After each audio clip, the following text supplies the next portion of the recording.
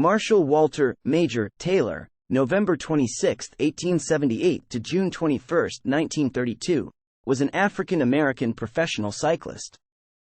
Even by modern cycling standards, Taylor could be considered the greatest American sprinter of all time. He was born and raised in Indianapolis, where he worked in bicycle shops and began racing multiple distances in the track and road disciplines of cycling. As a teenager, he moved to Worcester, Massachusetts, with his employer, coach, mentor, and continued his successful amateur career, which included breaking track records. Taylor turned professional in 1896, at the age of 18, living in cities on the East Coast and participating in multiple track events including 6-day races. He moved his focus to the sprint event in 1897, competing in a national racing circuit, winning many races and gaining popularity with the public. In 1898 and 1899, he set numerous world records in race distances ranging from the quarter mile, 0.4 kilometers, to the 2 mile, 3.2 kilometers. Taylor won the 1-mile sprint event at the 1899 World Track Championships to become the first African American to achieve the level of cycling world champion and the second black athlete to win a world championship in any sport, following Canadian boxer George Dixon, 1890. Taylor was also a national sprint champion in 1899 and 1900. He raced in the US, Europe and Australasia from 1901 to 1904, beating the world's best riders. After a 2+1/2 year hiatus, he made a comeback in 1907 to 1909, before retiring at age 32 to his home in Worcester in 1910. Towards the end of his life, Taylor faced severe financial difficulties. He spent the final 2 years of his life in Chicago, Illinois, where he died of a heart attack in 1932.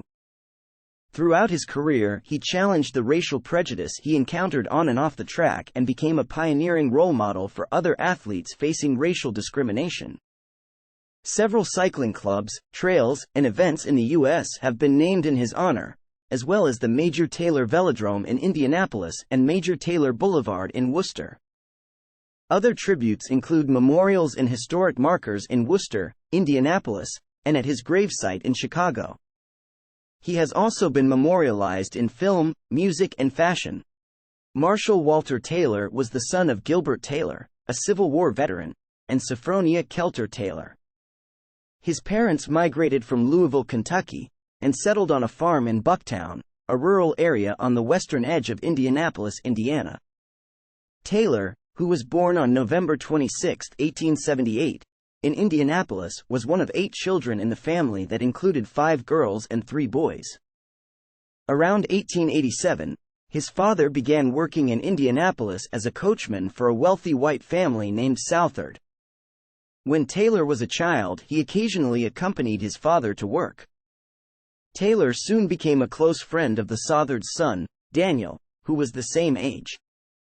Approximately from the age of 8 until he was about 12, Taylor lived with the family and along with Daniel was tutored at their home.